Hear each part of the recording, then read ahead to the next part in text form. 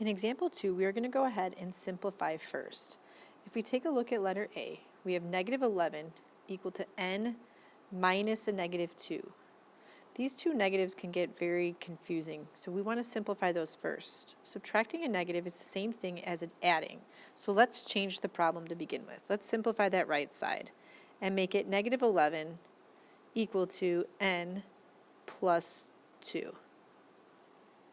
Now we can go ahead and solve just like we did before. We find our variable over here on the right. On the same side as that is that plus 2. The positive 2 is what I want to get rid of. I want to make it 0. So the opposite of a positive 2 would be to subtract 2. So I'm going to subtract 2 on the right, meaning I have to do the exact same thing on the left-hand side, which is subtract 2. If I take a look at that left-hand side, I have negative 11 minus 2, which is negative 13. Bring down my equal sign, and on the right-hand side, this positive 2 and negative 2 become 0, and I'm just left with n. So I have negative 13 is equal to n. Don't forget that you can check your answers.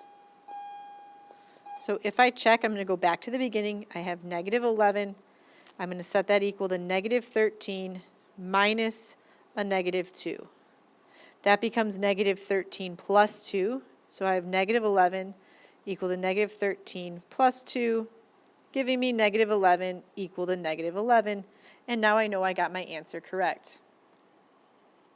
In part B, if I take a look at my left-hand side and my right-hand side, on the left-hand side I have 4 plus h minus 7. So on this side I have some like terms. I have two constants that I can combine, 4 and minus 7. So if I do 4 minus 7, I'm going to get negative 3.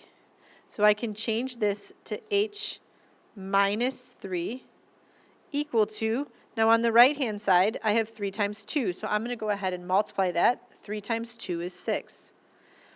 Now I have the problem that h minus 3 is equal to 6.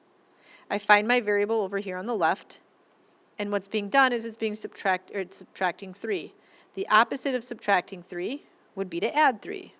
So I'm going to come and I'm going to add 3 to the left, and I'm going to add 3 to the right. On the left-hand side, the negative 3 and positive 3, that's equal to 0. So I just have h.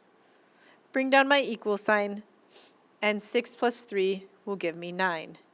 So I get a final answer that h is equal to 9. If I go through and check this,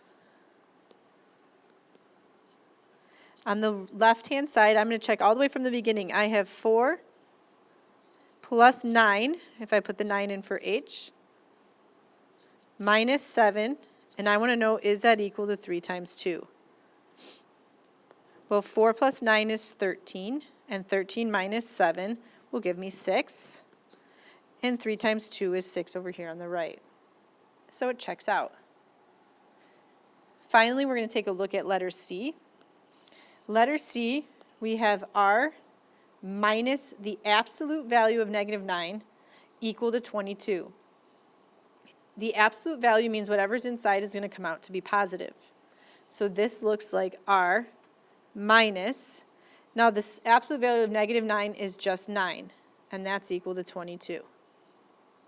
If I look for my variable's over here on the left, that's an r. Since I'm subtracting 9 from that, the opposite of subtracting would be to add 9. So if I add 9 to both sides, I get r is equal to 31. And then I can go through and I can check my answer. So I have 31 minus the absolute value of negative 9, and I want to know if that's equal to 22. Absolute value of negative 9 is just 9. The rest stays the same. So my subtraction sign is still there and my 31 is still there. And I want to know if that's equal to 22. Well, 31 minus 9 is 22. So I get 22 is equal to 22, and that checks out. I would like you now to go and do the try this. There are 3 problems on the try this. If you have questions at any point, ask me. Go ahead and pause your video and check when you're done.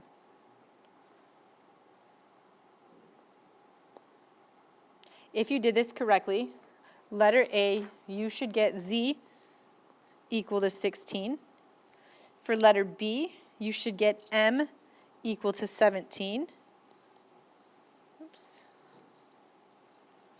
And for letter C, you should get B equal to negative 19.